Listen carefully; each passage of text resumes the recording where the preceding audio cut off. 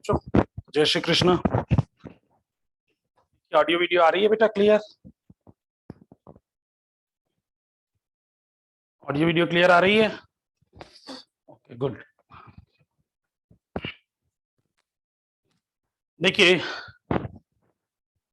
अपन की आज की क्लास में एक हीट ट्रांसफर मेथड करेंगे, रेडिएशन। और अभी हम लोगों ने पिछली क्लास में किया था कंडक्शन। उम्मीद है आप लोगों ने इसकी प्रॉब्लम्स लगा लिए होंगे कंडक्शन के। गुड। एक दो प्रॉब्लम हैं जो बड़े अच्छे थे, कल बात हम लोग कर रहे थे। एक तो ये था 32 वाला और एक 33। ये दोनों प्रॉब्लम्स हम लोग लगाए जाएं। तो पढ़ेगा कौन भाई? पढ़ेगा कौन?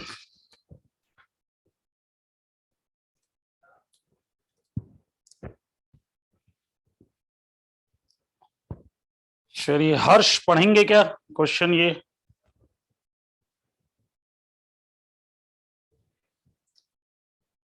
हर्ष, मेरी आवाज जा रही है हर्ष तक?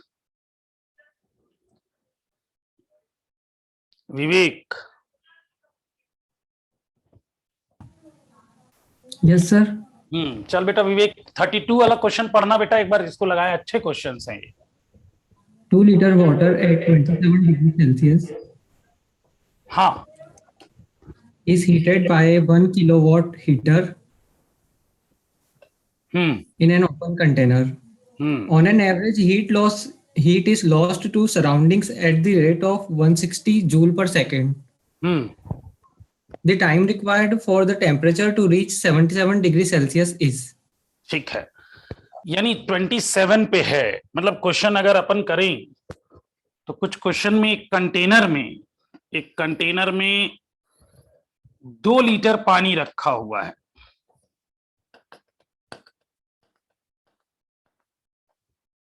2 लीटर पानी है एट 27 डिग्री सेल्सियस, ये ऐसा रखा है।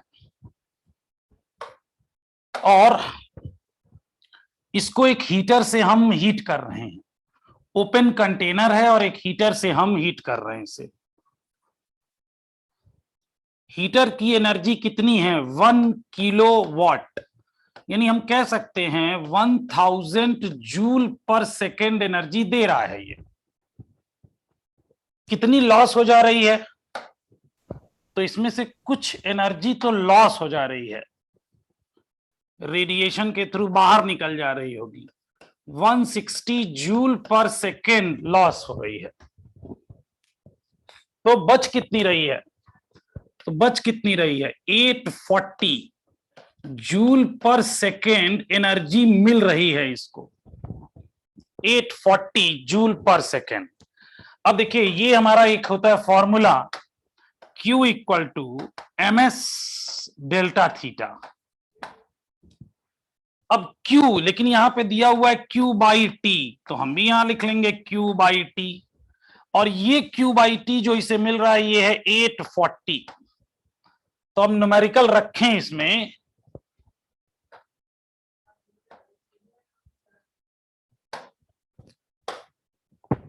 तो यहां रख दिया गया 840। अब हमें रखना था मास, लेकिन दिया हुआ है लीटर, यानी दिया क्या है? वॉल्यूम। ये दिया हुआ है वॉल्यूम, हमें मास निकालना पड़ेगा।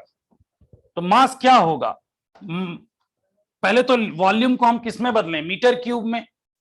क्यों? तो मास का फॉर्मूला क्या होता है? मास का फॉर्मूला कोई बताएगा? मास का वॉल्यूम और डेंसिटी के साथ रिलेशन आप ही बताओ बेटा विवेक। Yes sir. मास का इसके साथ फॉर्मूला क्या होता है? Density into volume. Density into volume, यानी डेंसिटी ऑफ वाटर और वॉल्यूम ऑफ वाटर। लेकिन वॉल्यूम शर्त है मीटर क्यूब में चाहिए, तो डेंसिटी इसकी हो गई 1000 और इंटू वॉल्यूम हो गया 2 इंटू 10 टू द पावर -3, यानी 2 kg ही पानी भी होगा। लेकिन ये पानी के केस में ऐसा आया, अगर अदर कोई होता तो ऐसा नहीं आता। ठीक है, तो 1 लीटर इक्वल टू 10⁻⁻3। तो पानी के केस में जितना लीटर पानी उतना लीटर ही, उतना केजी ही पानी हो जाएगा। लेकिन अदर लिक्विड के केस में ऐसा नहीं होगा। अगर कोई ऑयल है जिसकी इंटेंसिटी कम या ज्यादा है तो वो चेंज हो जाएगा, कम या ज्यादा है तो वो चेंज हो जाएगा। ठीक है, तो ये बात ध्यान रखिएगा। जिन्हें नहीं पता होगा वो पहले लिख लेंगे। ठीक है, तो अब आ गया 840 इक्वल टू 2 और पानी का स्पेसिफिक हीट। तो हम ये सब केवल किस में ले रहे हैं, सब एसआई में।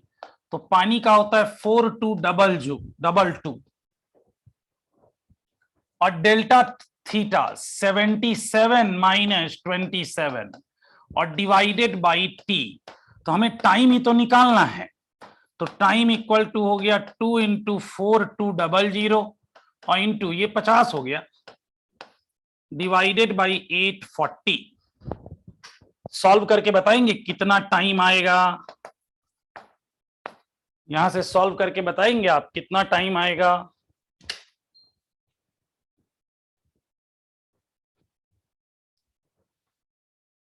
$500 सेकेंड, टाइम बता रहे हैं 500 सेकेंड। 500 सेकेंड, 500 सेकेंड को जरा मिनट में बदलो तो मिनट में क्या, 8 मिनट 40 सेकेंड्स, क्या 30 सेकेंड, 820 सेकेंड।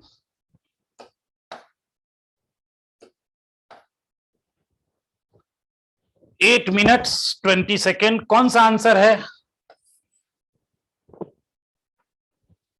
फर्स्ट।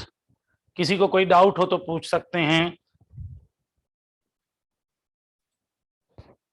किसी को कोई डाउट हो बेटा तो पूछ सकते हैं आप। सर अपन ने वो वॉल्यूम में 2 × 10⁻³ क्यों लिया जबकि अपन को 2 लीटर दिया था? बेटा पहले जो फॉर्मूला लगाते हैं ना अपन, मास अगर आपको चाहिए केजी में तो डेंसिटी ये एसआई यूनिट में होना चाहिए, मतलब केजी पर मीटर क्यूब होता है। और इनटू अब वॉल्यूम भी किसमें चाहिए आपको, मीटर क्यूब में। तो जब लीटर से बदलते हैं ना, 1 लीटर इक्वल टू होता है 10⁻³ meter cube. Yes sir, clear, thank you sir. तो ऐसा हम करेंगे, पहले लीटर को बदलेंगे मीटर क्यूब में, फिर डेंसिटी को एसआई यूनिट में रख देंगे।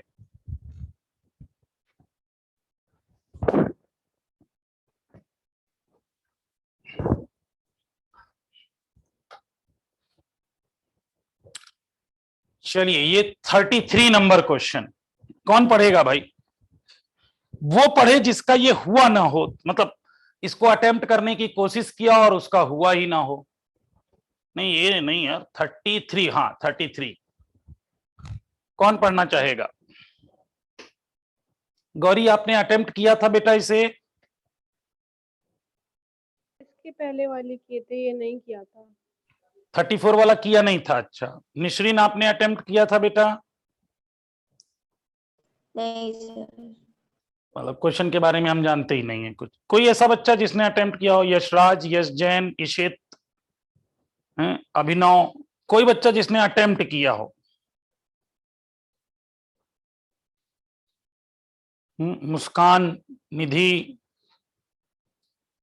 किंजल, माही,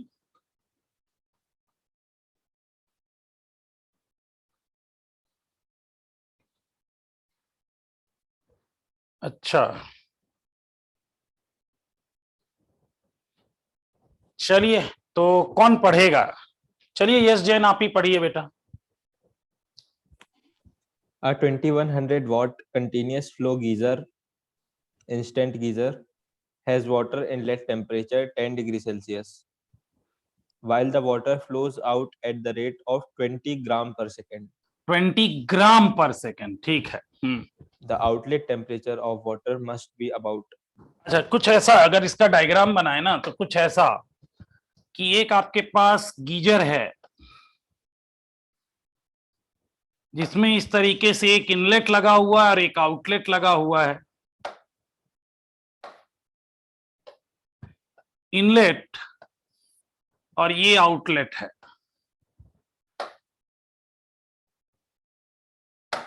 और इसमें इस जो कॉइल लगी हुई है वो शायद 2100 वॉट की है। 2100 वॉट की। 2100 वॉट का मतलब होता है 2100 जूल पर सेकेंड एनर्जी देगा ये। और इसके अंदर भरा हुआ है पानी।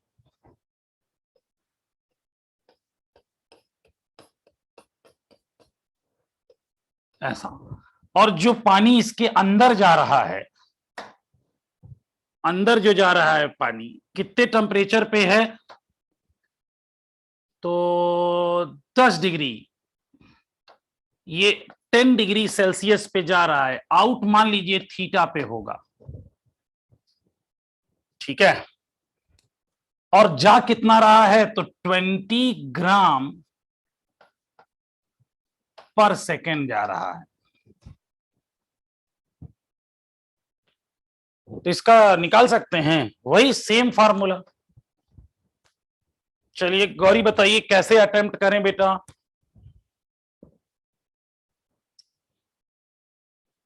गौरी बताएं कैसे अपन अटेम्प्ट करें इसको।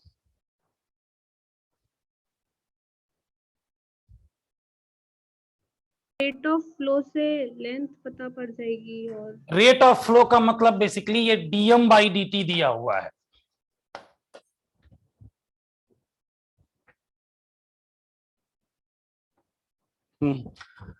क्या करूं? तो ये ले लेता हूं भाई, D Q by D T equal to DM by D T into S water into theta -10। यही फॉर्मूला होगा। अब D Q by D T दिया हुआ है 2100 जूल पर सेकेंड।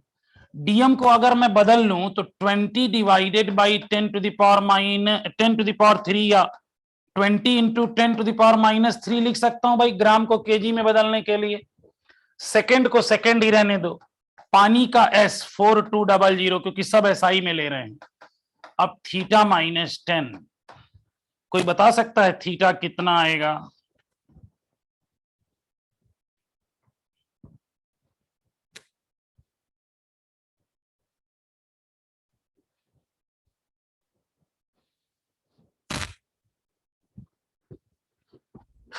अभिनव का आंसर आया है 40। चेक कीजिए भाई, 2100 से ये तो गया, ये 2 बार में गया, इधर 1 आ गया।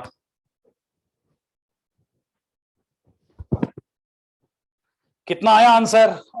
जल्दी चेक करके बताओ। 35।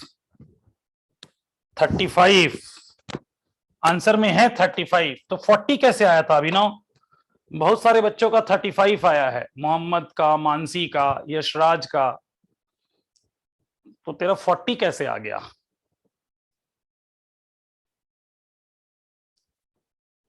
हम्म।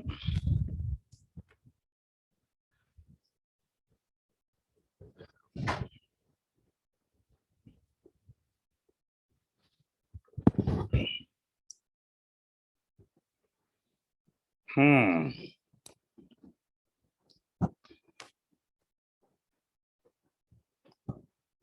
चलिए, तो इसका आंसर आया है 35 डिग्री सेल्सियस। किसी को कोई डाउट हो पूछ ले। किसी को कोई डाउट हो?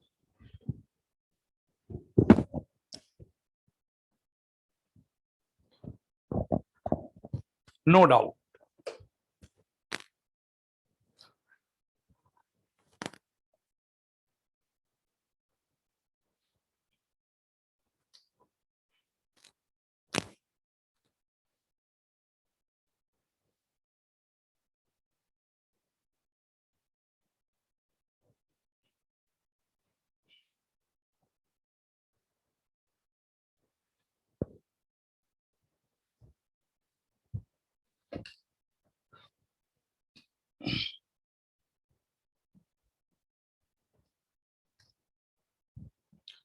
इसको एक बार लगा लीजिए, किसी कोई डाउट आए तो पूछिए, काफी अच्छे अच्छे क्वेश्चंस हैं इसमें।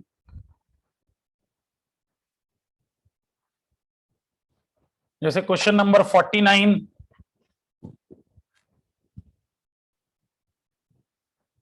अच्छा बेटा आफ्टर 49 विवेक कह रहे हैं सर 19 वाला भी एक बार करवा दीजिए, तो आफ्टर 49। चलिए निशरीन क्वेश्चन पढ़िए ये। The area of the glass of a window of a room is 10 meter square and thickness 2 millimeter. The outer and inner temperature are 40 degrees Celsius and 20 degrees Celsius respectively. Thermal conductivity of glass in MKS system is 0.2. The heat flowing in the room per second will be. यानी इसका मतलब केवल यही तो दिया है, H equal to KA θ1 minus θ2 divided by L। अब देखिए K दिया हुआ है 0.2, A दिया हुआ है 10, θ1 40 माइनस 20 हो गया ये, डिवाइडेड बाई L, जो थिकनेस है वही तो लेंथ होगी, तो वो दिया है 2 mm, मीटर में बदल दीजिए, चेक करके बताइए कितना आ रहा है जरा, ये बताइए कितना आया आंसर।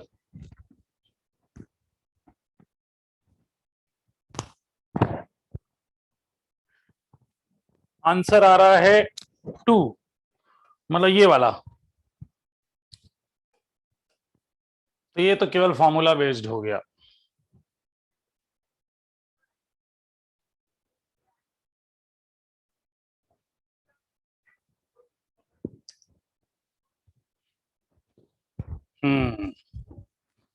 अनुष्का माइनस में ना बेटा, माइनस में ना, तेरा प्लस कैसे माइनस में आ रहा है, प्लस में आ रहा है 10 to the power. Anushka plus में ही आ रहा है, ठीक है फिर। नहीं अनुष्का ने सब 0 लिखा था। ये क्वेश्चन समझ नहीं आया, कौन सा? इसके पहले तो अभी तो 19 ओपन नहीं किया है, अभी तो अपन उसकी पिछली बात कर रहे हैं। चलिए 19 पढ़िए, आप ही पढ़िए Gauri. Two identical masses of 5 kg each fall on a wheel from a height of 10 meter. The wheel disturbs a mass of 2 kg water. The rise in the temperature of water will be. ठीक है, तो भाई इसके पास जो energy है, यहां पर 2 मासेस हैं, से 2, तो ये कितनी हाइट से गिर रहे हैं? तो 10 मीटर की हाइट से गिर रहे हैं, तो इन्हीं की पोटेंशियल एनर्जी ही तो उनको हीट के फॉर्म में मिलेगी।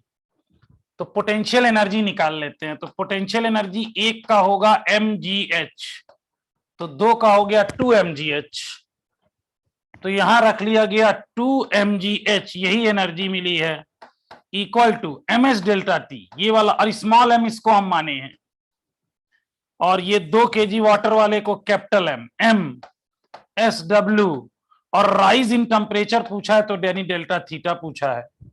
चलिए रख देते हैं वैल्यू, तो 2 इंटू M 5, G की वैल्यू 10 ले लेते हैं, बाद में देख लेंगे लगभग जैसा आंसर होगा, ठीक है, into H 10 meter, equal to 2 kg पानी है, और पानी का हम लोग S सब kg में रखे हैं, है ना, सब kg में रखे हैं, तो ये एनर्जी भी जूल में है, तो ये 4200 इंटू डेल्टा थीटा। इसे सॉल्व करके बताओगे बेटा कितना आया? 2 0 तो यहीं से उड़ा दो, और 2 भी उड़ा दो, तो डेल्टा थीटा की वैल्यू आ रही है 5 डिवाइडेड बाई 42, यानी आंसर 1 से कम होगा, 3 या 4 में से होगा, 3 या 4 में से होगा, या तो 3 आएगा या 4 आएगा। तो इसमें कह रहा है ना कि जैसे ये पेन है, केवल एक पेन ले लें, ये पेन हमारे हाथों पे गिरा, तो भाई हमारे हाथों पे इसकी जो पोटेंशियल एनर्जी है वही एनर्जी तो हमें मिली, इसकी वजह से इसमें हीट डेवलप हुई, तो वो हीट कितनी होगी, तो जितनी पोटेंशियल एनर्जी होगी उतनी हीट एनर्जी कंजर्व्ड होती है। ठीक है, तो सॉल्व करने पे शायद आंसर 0.119 आ रहा है। 119 can be written as 0.12। Muhammad नहीं, अभिनव आया बेटा? अच्छा 42 नहीं, 4200 नहीं लिया भाई। जब ये वाला एनर्जी जूल में है तो सब एसआई में रख रहे हो तो इसको एसआई में रखो। मेरे ख्याल से यही गलती हुई है गौरी, आप लोगों ने SW1 रख लिया है। तो वो यूनिट देख लो, या तो ये वाली जो एनर्जी है ना 2 mgh, ये जूल में है, उसको कैलोरी में बदल लो और फिर सॉल्व कर लो, आ जाएगा। कोई और क्वेश्चन तो नहीं जो लगाया आपका नहीं हुआ?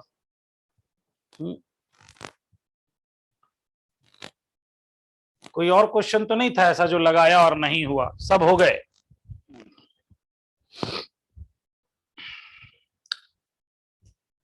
निश्रीन क्वेश्चन नंबर 28 लगाया बेटा?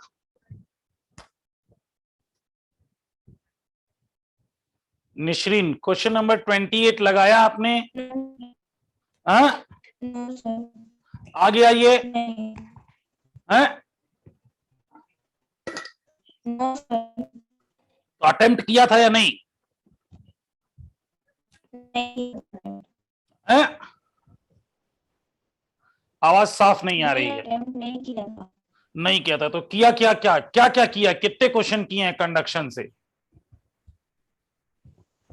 हीट कंडक्शन के बेटा कितने प्रॉब्लम किए हैं? हाँ? 3। अच्छा 3, तो 3 क्वेश्चन से हो जाएगा क्या? कि अब इसके बाद तो दोबारा तो पढ़ाया नहीं जाएगा। अब इसके बाद बेटा ये लास्ट चांस ही होगा, तो दोबारा तो नहीं पढ़ रहे हैं, तो अपन ध्यान रखें मैक्सिमम क्वेश्चंस कर लो ताकि अपने डाउट तो डिस्कस कर सको और दोबारा मौका नहीं मिलना अपन को। मैं संडे को कर लूंगी।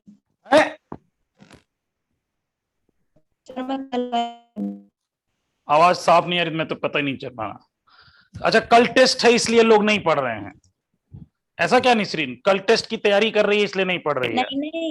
नहीं मैं टेस्ट क्या नहीं पढ़ रही हूँ। फिर कर क्या रही है, पढ़ क्या रही हो? कौन सी नॉवेल?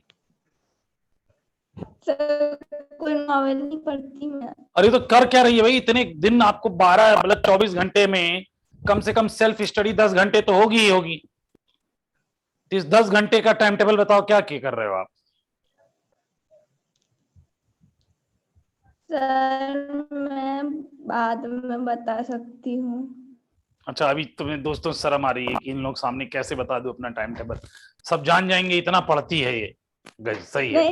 नहीं पढ़ती मैं। तो पढ़ती नहीं है तो फिर मैं गुस्सा, पढ़ती है तो ये गुस्सा। नहीं पढ़ती हूँ। तो वही तो मुझे समझ नहीं आ रहा क्या पढ़ क्या रही है भाई, क्या बोलूं मैं। चलो बेटा मोहम्मद तुम्हें जरा इससे क्वेश्चन नंबर 28 जरा एक बार और देख लेते हैं। A block of ice with mass m falls into a lake. After impact, a mass of ice m/5 melts. Both the block of ice and the lake have a temperature of 0 degrees Celsius. If L represents the heat of fusion, the minimum distance the ice fell before striking the surface is. अच्छा यानी अब देखो अब की उल्टा भाई, इसके पास जो energy Q equal to ml है, इसे किसने प्रोवाइड किया होगा? Provided by potential energy. तो इसी को तो हम लिखेंगे यानी ml इक्वल टू mgh। अब ये वाला मास मेल्टेड मास है, जितना मास मेल्ट हो गया, और ये यानी ये रखेंगे m/5 L, और कहां से गिरा था? तो टोटल जब आइस गिरना शुरू हुई थी तो m था gh, तो mm तो कट गया, यानी h की वैल्यू इन्होंने पूछी है, तो h की वैल्यू हो जाएगी L/5g। कोई है क्या आंसर? कोई है क्या आंसर? पहला ही। अब आप देखो जो लोग नहीं लगा रहे हैं वो लोग समझ पा रहे होंगे कि भाई अब नहीं तो कब। और इतने ऐसे गरीब गरीब क्वेश्चन है, क्वेश्चन को 2-3 बार पढ़ोगे खुद ही समझ में। और ये लास्ट चांस है, और इस चैप्टर के साथ आपको पता है ये रिस्क नहीं ले सकते हो। ये आपके पास गोल्डन अपॉर्चुनिटी है कि आप जो है दोबारा हीट कर लें। हाँ चलिए, तो अब आते हैं अपन रेडिएशन नाम का चैप्टर देखते हैं। रेडिएशन,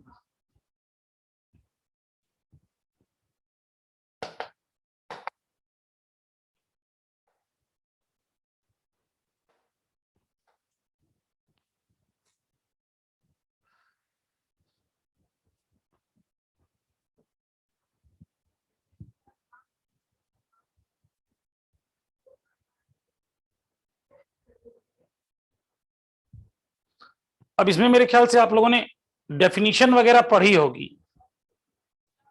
डेफिनेशन वगैरह पढ़ी होगी, पढ़ी है?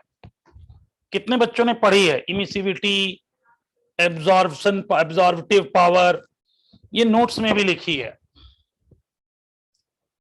चलिए बहुत बढ़िया।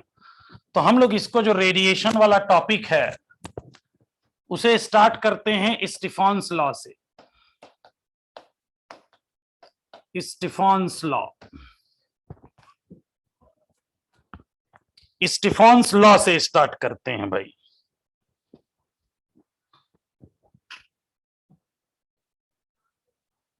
अब देखिए स्टीफन्स लॉ क्या कहता है कि कोई भी अगर हमारे पास energy emitting device, energy emitting body है और वो एनर्जी एमिट कर रही है, तो ये जो एनर्जी पर यूनिट एरिया, अपने सरफेस से पर यूनिट एरिया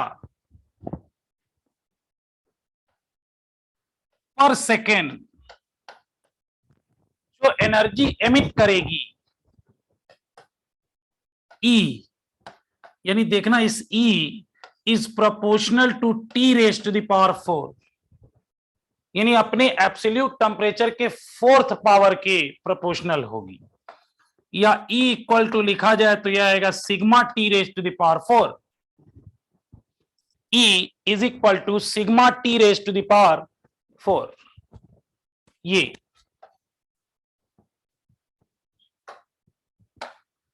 चलिए यश, राज, E का डायमेंशन बताइए, इस E का डायमेंशन बताइए। एनर्जी का? हाँ इसका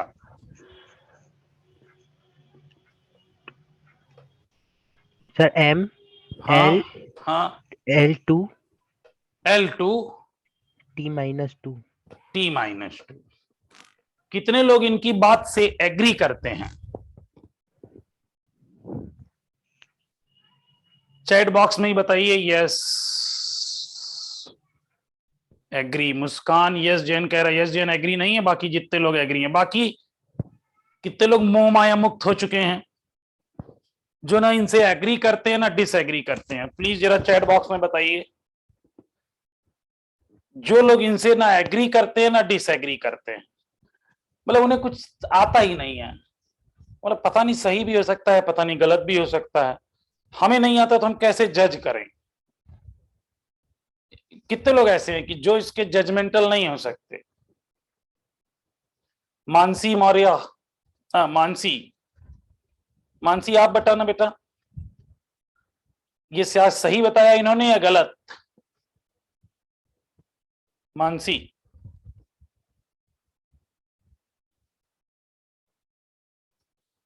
गौरी ये क्या है बे, कौन सा प्रिंसिपल मुझे बायो पढ़ा रही है मुझे? मानसी आपकी आवाज नहीं आ रही बेटा।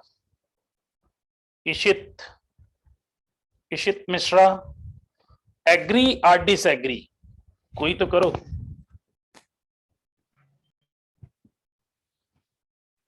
गौरी आप माइक ऑन करके बताइए भाई। Sir agree. एग्री, और ये क्या है? Principle of homogeneity. सर वो डायमेंशन फॉर्मूले में था ना, यूनिट एंड डायमेंशन में, हाँ हाँ क्या था वो?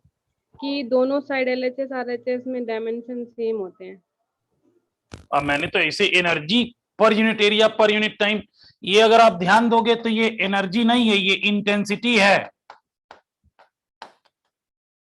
और इसमें बेटा ये जो E है basically total energy upon area into time है।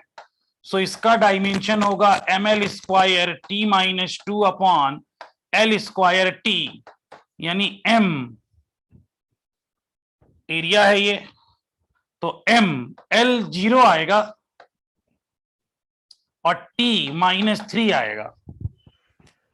सर मैंने इसलिए पहले आपसे कंफर्म किया था कि एनर्जी का, मैं यहां लिखा हूं एनर्जी पर यूनिट एरिया पर, मैंने तो E का डायमेंशन पूछा था, मैंने आपसे एनर्जी डायमेंशन नहीं पूछा था, मैंने आपसे पूछा था इस E का डायमेंशन बताइए। तो मुझे लगा सिर्फ एनर्जी का, तो अच्छा नहीं नहीं, मैं एनर्जी, अच्छा तुझे लग रहा है तुझसे क्वेश्चन एनर्जी पूछूंगा है? नहीं। समझ में आया भैया? Yes sir. तो E इक्वल टू होता है sigma T raise to the power 4, और इस सिग्मा की वैल्यू होती है 5, 6, 7, 8, तो 5.67 इंटू 10 टू द पावर -8।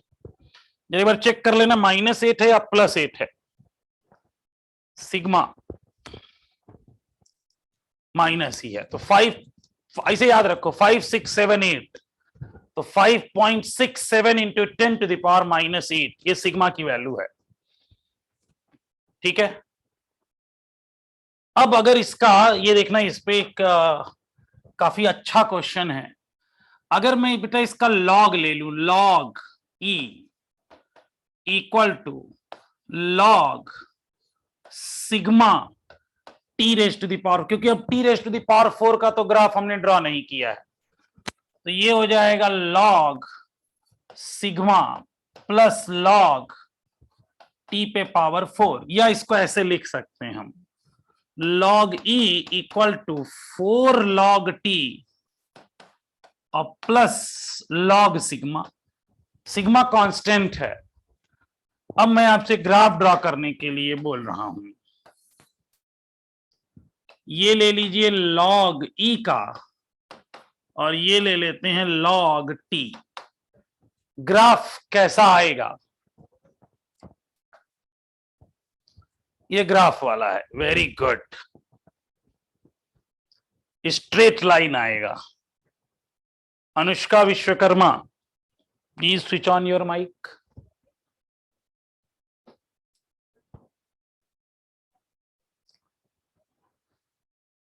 कैसा ग्राफ आएगा बेटा इसका?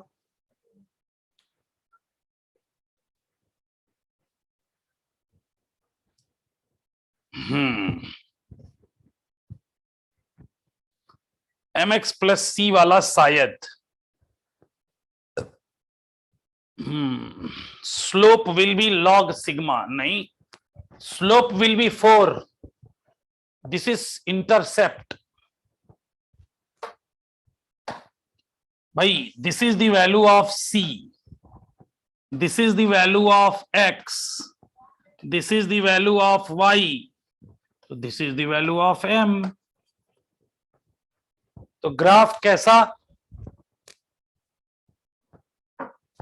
Straight line, straight line but not passing through origin, straight line but not, intercept cut करेगा, है ना, इंटरसेप्ट कट करेगा। किधर इंटरसेप्ट कट करेगा? प्लस एक्सिस पे या माइनस एक्सिस पे? प्लस वाई एक्सिस कट करेगा या माइनस प्लस करेगा, यानी ये इक्वेशन होगी y equal to mx minus C type की।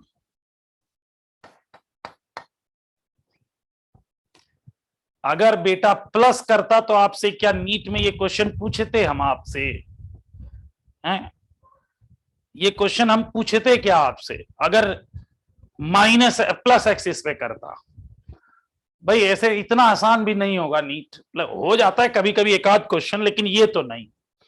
देखना सिग्मा की वैल्यू 1 से कम है कि नहीं है? सिग्मा इज लेस देन 1, तो जब सिग्मा की वैल्यू 1 से कम है, सिग्मा इज लेस देन 1, सो और लॉग की 1 से कम वैल्यू क्या आती है? निगेटिव। लॉग की 1 से कम वैल्यू निगेटिव आती है, तो ये y equal to mx minus c का ग्राफ होगा, और आप ड्रॉ करेंगे तो ये ग्राफ मिलेगा ऐसा। ये है लॉग सिग्मा। बाकी आपको होशियार है, बात समझ में है भाई क्यों क्वेश्चन ये पूछा गया? इसको नहीं समझ में आया कि ये ग्राफ कैसे ड्रॉ हुआ है, वो बच्चा बताए भाई, किसको नहीं समझ में आए कि ग्राफ ये कैसे? सर मुझे नहीं आया। अच्छा, क्या चीज इसमें, कौन पूरा नहीं समझ में आया, या ये इक्वेशन कैसे आपने बनाई ये नहीं समझ में आया? सर सी माइनस क्यों? अच्छा बेटा, ये सिग्मा की वैल्यू क्या है? 1 से बड़ी है 1 से छोटी है? देख के बताओ। सर स्मॉल है। 1 से, और लॉग की 1 से छोटी वैल्यू? लॉग टेबल में अगर आप देखो, लॉग से 1 से छोटी वैल्यू नेगेटिव। निगेटिव आती है। लॉग 10 की वैल्यू जाओगे तो 1 है, और उसके पहले 0 पॉइंट समथिंग, जैसे लॉग 2 0 पॉइंट ऐसे, और लॉग 1 की वैल्यू 0, उसके पहले तो निगेटिव। बात समझ में आई? Yes sir. तो लॉग सिग्मा, चूंकि सिग्मा की वैल्यू 1 से कम है, इसलिए ऐसा। किसको नहीं समझ में आया कि ये इक्वेशन ही कैसे बन गई, ये ऐसा कैसे? वो भी एकदम बिंदास बता दे भाई, लास्ट चांस है तो हम पूछ लें, अब दोबारा थोड़ी ना आपसे पूछा जाएगा। मतलब सबको समझ में आया है? हृदय क्लियर है बेटा? हर्ष क्लियर है?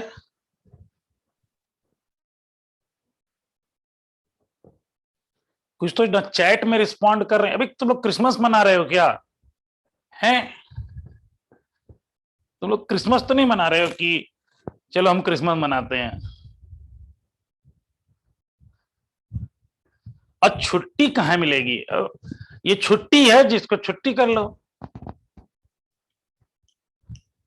अच्छा, निसरीन कह रही है मेरे घर तो कल रात सेंटा भी आए थे, तभी से ये अलग लेवल पे है, ये है ना। देखो बेटा, इसका आप किसी को आए कि सर इसका लॉग क्यों लिया, तो देखिए इस इक्वेशन में t⁴ था, उसका हम ग्राफ नहीं ड्रॉ करते हैं, इसीलिए ऐसा हम लेते हैं।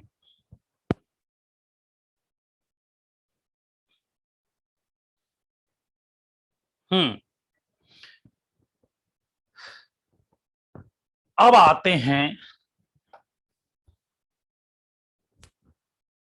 ये मान लो सराउंडिंग का टेम्परेचर T0 है और इस बॉडी का T है, तो ये बॉडी क्या करती है, अपने से जो हायर टेम्परेचर वाले हैं उनसे एनर्जी लेगी, और जो लोअर टेम्परेचर वाले हैं उनको एनर्जी देगी। ऐसा ध्यान से देखना, ये एक बॉडी है, इसको हीट एनर्जी मिल रही है dQ1/dt, इस रेट से एनर्जी मिल रही है, और ये बॉडी रिलीज कर रही है dQ2/dt से। अगर ऐसा हो जाए dQ1/dt, यानी इसे थर्मल रेडिएशन अधिक रेट से मिल रहा है और ये कम रेट से रिलीज कर रही है, होगा क्या? होगा क्या? बॉडी का जो टेम्परेचर है ये T will rise up, body will hot, T rise करेगा।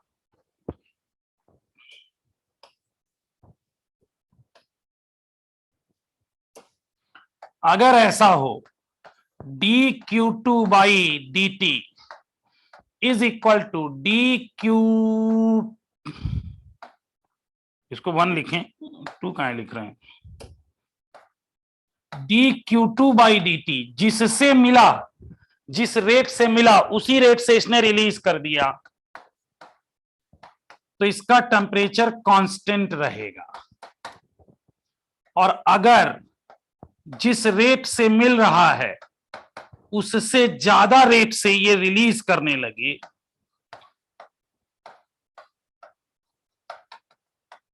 तो ये बॉडी का टेम्परेचर गिरेगा, मतलब कूल डाउन हो जाएगी बॉडी। ठीक है, इसी को बोलते हैं theory, Prevost theory of exchange, यही कहलाती है प्रीवोस्ट थ्योरी ऑफ एक्सचेंज।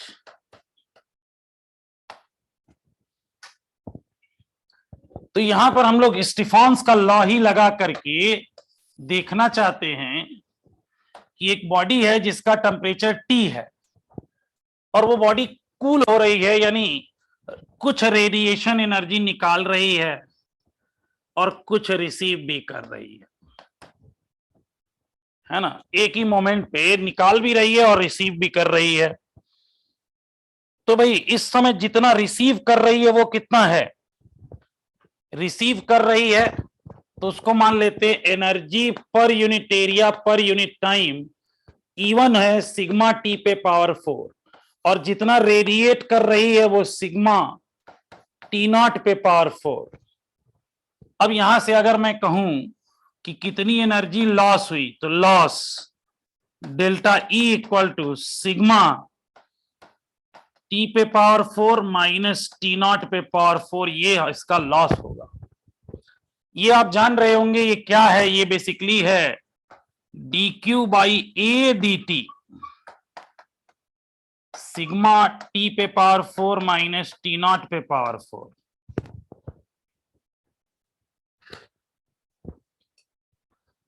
तो dq को हम क्या लिख सकते हैं, dq को लिख सकते हैं ms डेल्टा थीटा, मतलब डेल्टा t अपॉन dt, और चूंकि ये ज्यादा रेट से लॉस कर रही है तो लॉस को माइनस, और यहां आ गया sigma T power 4 minus T0 पे पावर 4, तो ये आ जाएगा dt बाई dt। हाँ अच्छा, ए भी है, ए भी था, अच्छा तो dt बाई dt माइनस में तो सिग्मा a अपॉन ms, ये आ रहा है T पे पावर 4 माइनस T0 पे पावर 4, ये इस रेट से निकाल रही है, इसी को बोलते हैं हम रेट ऑफ कूलिंग। ये स्टीफान्स रेट ऑफ कूलिंग है, इस रेट से ये बॉडी कूल हो रही है, ये फॉर्मूला आएगा, इसी को अपन बोलते हैं, हाँ लिख दिया भैया गौरी, ये लिखा है बेटा, तो माइनस dt बाई dt, इसी को रेट। अब सोचो, हाँ अब ये क्या था यार, जब सॉल्व करना होगा तो आएगी समस्या, T पे पावर 4 और T0 पे पावर 4, तो यार ये तो पावर 4 निकालने में हम लोग 3-4 क्वेश्चन का समय बिता देंगे, है ना, चीजें हैं tough.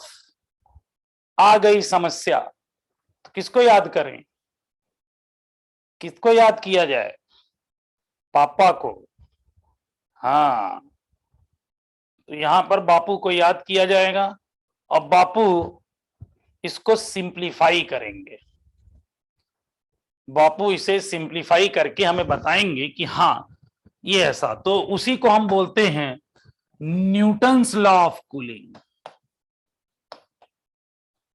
Newton's law of cooling.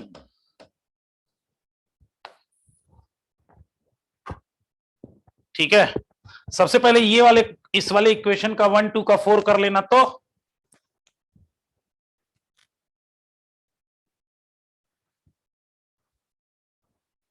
अच्छा ये वाले बापू सेहत के लिए हानिकारक नहीं है, लाभकारक हैं। यशराज बोल रहा है सर ये वाले बापू तो सेहत के लिए काफी लाभकारी हैं, क्यों गौरी, ये वाले बापू ऐसे नहीं कि इनके लिए गाना नहीं गा सकते अपन, लेकिन अब जिसको सही बात है, मोहम्मद कह रहे सही बात है, गौरी आपके विचार में। हाँ सर, हाँ सर क्योंकि ये बापू तो डॉक्टर बनाएंगे इसलिए। अच्छा, नहीं, लेकिन ऐसा नहीं था कि फिजिक्स अगर ना होता, मतलब ये एप्पल ना गिरता इनके सर पे, एप्पल की जगह पत्थर गिरता, मर जाते उसी दिन, तो फिजिक्स हमारे सिलेबस में ही नहीं होती। तो सिलेबस में ही नहीं होती तो देखो निसरीन तो तुरंत वाओ, अभी क्रिसमस से छुट्टी लेती मैं, क्योंकि केवल बायोलॉजी और केमिस्ट्री पढ़ना था है, तो सीधा क्रिसमस से छुट्टी और न्यू ईयर तक छुट्टी रखते अपन। अब किस्मत में, अब देखो मतलब वो उनके एप्पल गिरने से लेकर के हम लोगों की मतलब 9 अप्रैल या 10 अप्रैल को, मतलब 12 अप्रैल 13 अप्रैल को क्लास लेने तक, मतलब सारा कुछ चैन में था। अगर वो नहीं होता तो यह भी नहीं होता।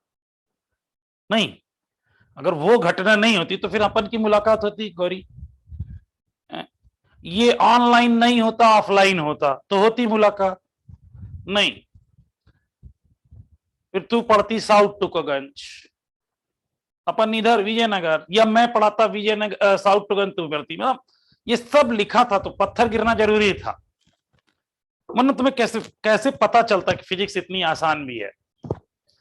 अच्छा एप्पल गिरना जरूरी, हाँ ठीक है एप्पल गिरना जरूरी था, तो कैसे पता चलता, कैसे, ये सारा कुछ सिंक्रोनाइज्ड है।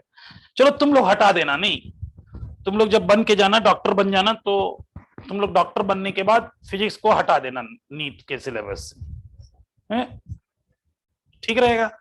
निसरीन, मुस्कान तो मना कर रही है, नहीं सर। फिर तो सर क्या मतलब है क्या ऐसा करके? सर मतलब हमने पढ़ ली, उसके बाद सिलेबस से हटाकर भी क्या करना है? अरे आने वाली जनरेशन, तो उनसे हमें क्या हैं? काम? अरे वो उनका देख लेंगे। उनके लिए तो तुम नोट्स बना रहे हो, आने वाली जनरेशन के लिए, हैं? ऐसा कैसे कह सकती है, उनसे हमारा क्या काम है? गलत बात है यार। नाती पोता तेरी फ्यूचर जनरेशन है, उनको तो कम से कम वो जिंदगी का आनंद लें, हैं? ये कैसे पता है यजन? अरे मेरे देखो, सबको कितनी देर, फिर आप कैसे पढ़ाएंगे सर, आपका मतलब रोजी रोटी कैसे चलेगा? अरे आईआईटी से फिजिक्स थोड़ी ना जा रही है, हैं?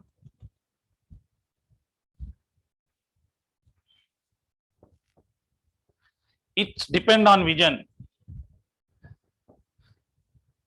यशराज का है कि सर आप सीधा नाती पोता बोलते हैं, ये बीच में बेटी बेटा ये गायब हो जाते हैं।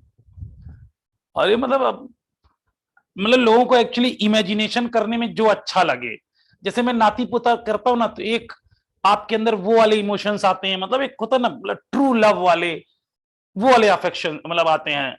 अभी मैंने बेटी बेटा कह दूं, अच्छा तो कली से सूरज बड़ा दिखाई देने लगेगा, क्रिसमस में जेनिफर, मतलब ये ऐसा है ना? हाँ फिर वो सीम्स दिखाई देगा, तो इस तरीके का मतलब माहौल बन जाएगा। फिर आदमी उसी में खोजा, हाँ यार सर तो ठीक कह रहे हैं, बेटी बेटा के लिए पढ़ना पड़ेगा। अच्छा फिर उसके बाद लोग बायो यो लगाने लगेंगे, दिमाग अलग लेवल पे जाएगा, है? चलिए, तो अब बापू से हम लोग जरा सॉल्व कराएंगे, लेकिन बापू ने जानते हो क्या कहा? बापू ने एक शर्त रखी कि if temperature difference between body and surrounding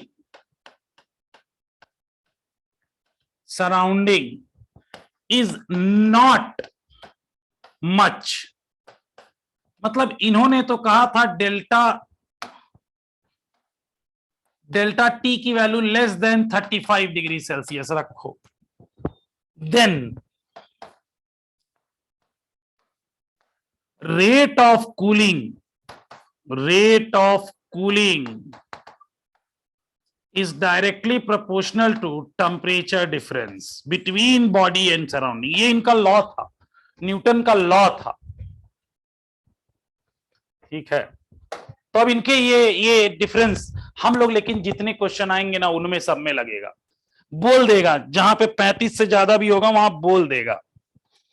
जैसे ऐसा मान लो कि बेटा ये बॉडी है और ये है टी और ये है टी नॉट, तो भाई अगर मैं कहूं delta T equal to T minus T not है, या बॉडी का temperature T equal to delta plus T not लिख सकते हैं क्या? बोलिए, ऐसा लिखा जा सकता है? लिख सकते हैं। अब वो जो इन लोगों ने भसड़ मचाई है, जो भयंकर वाला फॉर्मूला दिया है, D T by D T equal to sigma A upon M S, वो टी नॉट पे टी पे पावर 4 को हम लिख रहे हैं T not plus delta T पर पावर 4 और माइनस टी नॉट पे पावर 4, ऐसा लिख लिया अपन ने। अब इसमें से टी नॉट पे पावर 4 बाहर लाओ तो sigma A upon M S, T not पे पावर 4 कॉमन लिया तो ये आया 1 plus delta T by T not power 4।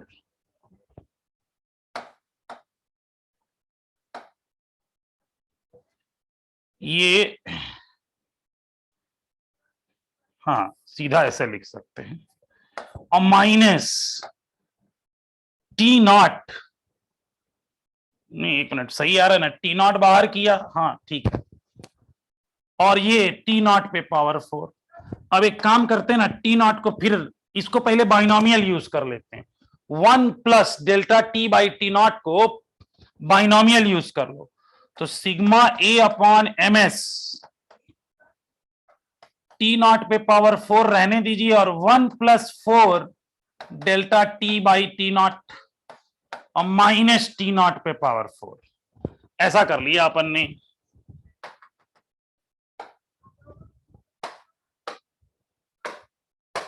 अब जरा देखो, ये आया rate of cooling minus D T by D T equal to sigma A upon M S, और वो टी नॉट पे पावर 4 अंदर कर रहे हैं, तो टी नॉट पे पावर 4 और प्लस टी नॉट पे पावर 4 इंटू टी, यहां 4 भी है, 4 T not by T not,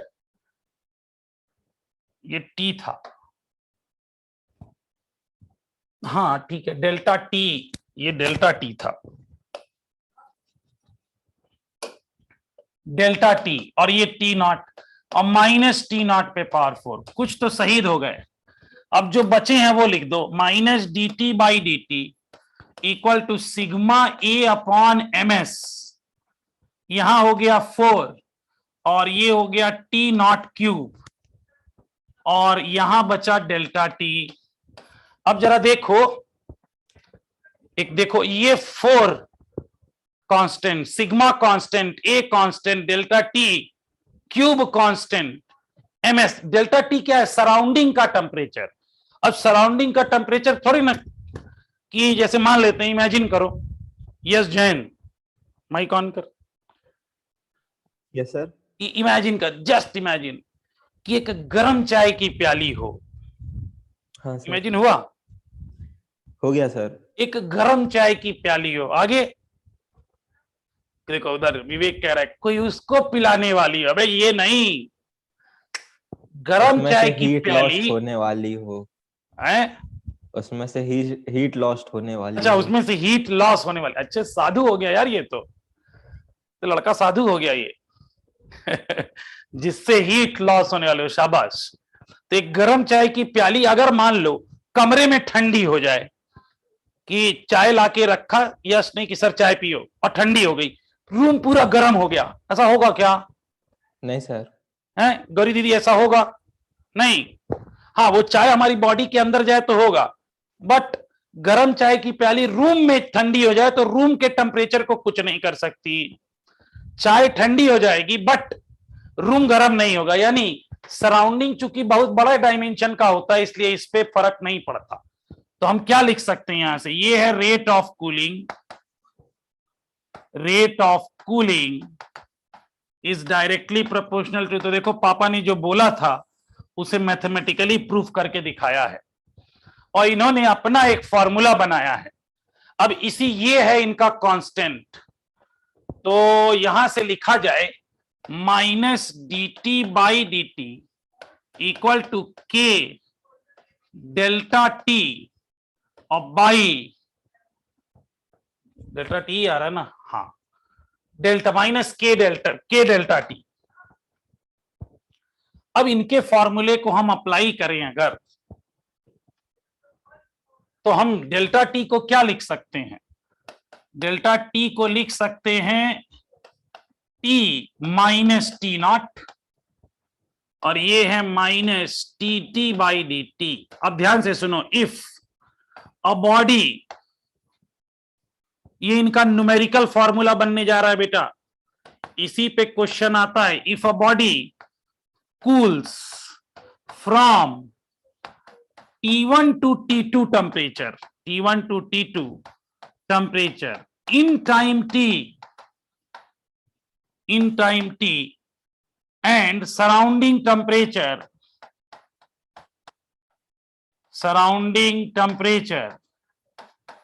T naught ऐसा हो जाए। तो भाई जरा यहां देखना, हम इसको dt को लिख रहे हैं फाइनल माइनस इनिशियल, तो यहां आप लिख देंगे initial minus final, T1 minus T2 by T equal to constant K, और यहां बॉडी का टेम्परेचर लिखना है, तो दोनों का एवरेज, भाई दोनों का average T1 plus T2 by 2 minus T not. बेटा यही वाले फॉर्मूले पे इनका क्वेश्चन आता है, यही न्यूमेरिकल फॉर्मूला है जिस पे क्वेश्चन किया जाता है। किसी को इसमें कोई डाउट हो तो प्लीज पूछिए जल्दी से।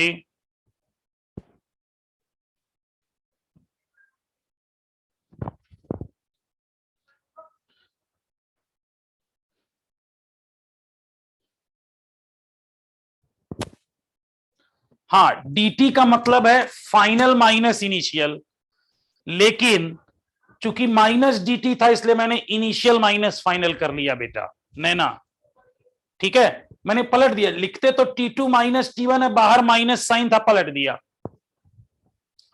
ये न्यूमेरिकल। और यहां पर जब बॉडी टेम्परेचर लिखना था मैंने एवरेज लिख लिया मैंने। अब ध्यान से सुनो, ये मानना है कि न्यूटन का लॉ ऑफ कूलिंग सेम है, जैसे ये भी मानेंगे,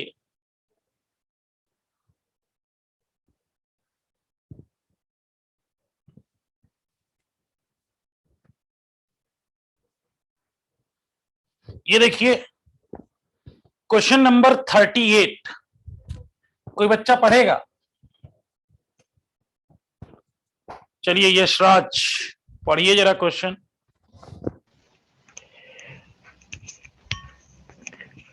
Assuming Newton's law of cooling to be valid, the temperature of body changes from 60 degrees Celsius to 40 degrees Celsius in 7 minutes. Temperature of surroundings being 10 degrees Celsius, find its temperature after next 7 minutes. जानते हो ये वाला question मेरे class 12th के half yearly exam में आया था और मैंने बुद्धि लगाई, मैंने न्यूटन्स लॉ ऑफ कूलिंग नहीं पढ़ी थी, मैंने बुद्धि लगाई, अच्छा 60 से 40 हो रहा है 7 मिनट में, तो अगले 7 मिनट में 40 से 20, अगले मैंने ऐसा, अच्छा कई लोगों को पहले ये क्लियर करूं कि सर 12th में कैसे, बेटा यूपी बोर्ड में पढ़ा हुआ हूं और यूपी बोर्ड में 11th और 12th का सिलेबस एक साथ 12th में आता था। अब अभी का नहीं पता मुझे, क्योंकि मैं बहुत दिनों से 12th मतलब एग्जाम तो 12th का जब अपने दिया था तो दिया ही था, लेकिन यूपी बोर्ड के बच्चों को पढ़ा भी नहीं रहा मैं, हाँ अब अलग अलग हो गया तो ठीक है, लेकिन पहले ऐसा था 9th और 10th दोनों का सिलेबस एक में, और इसीलिए तो पहले बोर्ड पास करना मतलब जग जीतना होता था। 2 साल का सिलेबस 1 साल में ही आता था, 11 12। तो ये 12th के हाफ ईयरली में आया था। तो मैंने यूनिटरी लगाया 60 से 40 होगा 7 मिनट में, तो अगले 7 मिनट में 40 से 20 होगा। और पहला ऑप्शन जो ऑब्जेक्टिव 5 क्वेश्चन दिए गए, तो इसका ये दूसरा या तीसरा क्वेश्चन था, और उसका पहला ऑप्शन था। मैंने लगा क्या, बाद में मुझे पता चला भाई ये ऐसा नहीं होता। तो उस बार से मैं ये हर क्वेश्चन, ये वाला क्वेश्चन अपने बच्चों को जरूर लगवाता हूं, है ना, अपने बच्चों को जरूर लगवाता हूं कि भाई 60 से 40 हुआ है और 7 मिनट लगे हैं और सराउंडिंग टेम्परेचर T0 है। पहले से K की वैल्यू निकालते हैं। तो पहले K की वैल्यू, तो भाई इस तरह लिखेंगे 60 minus 40 divided by 7 equal to K, Ram जाने K ही तो निकालना है। और ये हो गया 60 plus 40 divided by 2 minus 10, high हो गया 50। ये तो K की वैल्यू 1/14 आ रहा है क्या, जरा देखना, चेक करना। K की वैल्यू बेटा जरा देखना 1/14 आ रहा है, यस। अब यहां से K मिला, अब इस K को अगले वाले में रखेंगे कि 40 से वो T हो गया अपॉन 7 इक्वल टू 1/14, और ये हो गया 40 प्लस T बाई 2 माइनस 10। यहां से T निकाला जाएगा तो 28 डिग्री सेल्सियस आता है। मुझे तो अब आंसर भी याद है ना, यहां से। और ये अब जानते हो, जैसे मेरा गलत हुआ था, अब हर किताब में ये मिलेगा तुम्हें, हर बुकलेट में, मतलब एलएन में है ही, दिखाई दिया मैंने एलएन में, हम ही हर बुक में है, मतलब ये मुझे चढ़ाने के लिए है। देखो यहाँ दिया, वो भी सॉल्व करके दिए हैं कि देखो तुम लगा पाओगे कि नहीं। नहीं होता है, कभी कोई गलती हो जाए तो लोग बहुत चिढ़ाते हैं गौरी, ऐसा होता है तेरे साथ कि अगर कोई गलती हो गई तो सब बहुत चिढ़ाते हैं? सर उस टाइम तो कोविड नहीं था, तो हाफ ईयरली से तो रिजल्ट बना नहीं होगा, फाइनल से ही बना होगा ना क्या रिजल्ट। हाँ मतलब ये कोविड वाले तुम ही लोग हो भैया, मैं नहीं।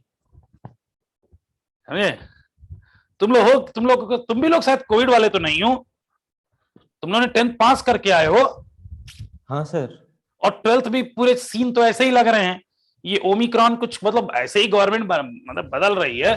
तुम्हारा एग्जाम प्रॉपर होगा बेटा। Yes sir. चलिए, तो ये देखिए, अच्छा इसी पे एक क्वेश्चन है, अब तुम भी लोग लगा ही दो यार। ये देखो, क्या ये देखो, ये भी है, देखो फिर वही दिया है, तो चिढ़ाने के लिए 2-2 बार। A body cools 60 to 40 in 10 minute, तो नेक्स्ट 10 मिनट में इसका भी आंसर, 10 से कोई खास फर्क पड़ता थोड़ी ना, वो तो दोनों में है। इसका भी मुझे ऐसा लगता है कि T की वैल्यू 28 आनी चाहिए। चेक करके बताना, ऐसा मुझे लग रहा है, बताना तुम लोग चेक करके, ऐसा है क्या? गौरी दीदी बहुत बहुत मजा आ रहा है?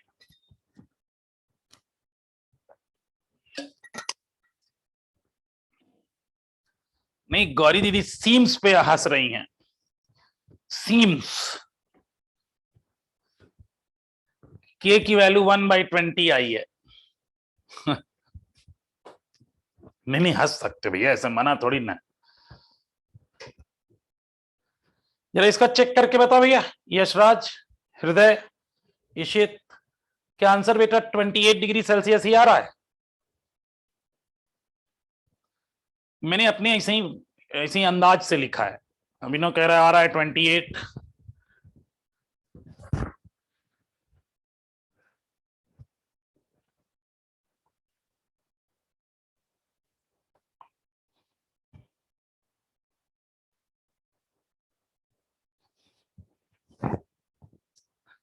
ये भी निकाल सकते हो सेम फॉर्मूले पे, तो बेटा ये वाला क्वेश्चन बहुत बार पूछा गया है, पूछा जाता है, पूछा जाएगा, ये बहुत बार। ठीक है, न्यूटन्स लॉज ऑफ कूलिंग। अच्छा, अगर एक चीज इसी पे एक प्रैक्टिकल क्वेश्चन आया था, प्रैक्टिकल क्वेश्चन था, मान लो ठंडियों का समय चल रहा है, ठंडियों का समय चल रहा है, आपने पानी गर्म पानी किया, तब तक अचानक मान लो मेरा फोन चला गया, तब तुम्हें बात करनी है, बात करते करते नहा नहीं सकते, करोगे क्या?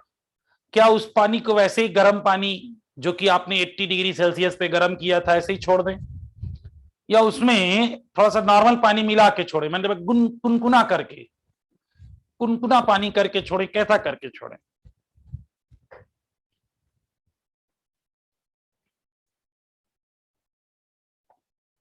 अच्छा, छोड़ देंगे गरम ही, कुनकुना करके छोड़ें, गरम ही छोड़ देंगे, शाबाश, गरम ही।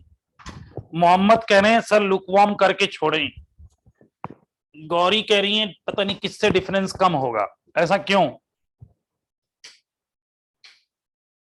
चलिए मोहम्मद, इसका आप ऑप्शन दीजिए। सर ऐसा लग रहा है ल्यूकवार्म करके छोड़ेंगे तो सर उससे हीट का जो है टेम्परेचर डिफरेंस जो है सराउंडिंग से कम होगा, तो हीट जो है वो ज्यादा डिसिपेट नहीं होगी। देखिए, हाँ सही कह रहे हैं आप, सही कह रहे हैं। जैसे पहले चाय, अगर इसका ग्राफ खींचोगे ना, जो न्यूटन का लॉ ऑफ कूलिंग आया है बेटा, ऐसा आता है, ये ऐसा ग्राफ, यानी मान लो टी से चला, सराउंडिंग का टेम्परेचर टी नॉट था, सराउंडिंग पे कभी नहीं पहुंचता है, ये सराउंडिंग का टी नॉट। जब डिफरेंस ज्यादा होगा, चाय बहुत गर्म या पानी बहुत गर्म, तो पहले जल्दी जल्दी हीट बाहर निकलेगी, और जब डिफरेंस कम कर दोगे तो हीट धीरे धीरे, यानी ठंडा धीरे धीरे होगा। तो अगर एक खौलता हुआ पानी ले लिया जाए, उसे 1 घंटा रख दो, 15 मिनट रख दो, 20 मिनट रख दो, सराउंडिंग का टेम्परेचर कुछ 10-12 डिग्री है, और एक ऐसा ले लो जिसका 50 डिग्री सेल्सियस है, 50 डिग्री सेल्सियस का पानी और एक खौलता हुआ पानी, मतलब 100 डिग्री। तो अगर घड़ी में टाइम देखोगे और दोनों टेम्परेचर मेजर कर लो, तो जो गर्म वाला पानी होगा जल्दी जल्दी ठंडा होगा, जल्दी जल्दी अपनी हीट लॉस करेगा, और जो कुनकुना पानी होगा, लुकवार्म वाटर, वो धीरे धीरे, रिलेटिवली उससे हीट धीरे धीरे बाहर निकलेगी।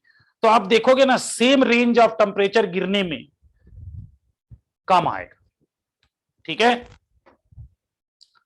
तो कभी इस तरह का फोन आ जाए, सुबह सुबह पानी गर्म किया है और अचानक फोन आ जाए, क्या करो? थोड़ा सा गुनगुना पानी मिला, मतलब थोड़ा पानी नॉर्मल मिला के तब छोड़ो, ताकि डिफरेंस नहीं हो, है ना। तो चलिए, इसके आगे का अपन अब मंडे की क्लास जैसी होगी। अच्छा, सब कह रहे हैं सर कोई कॉल नहीं करता अपन को अलग है।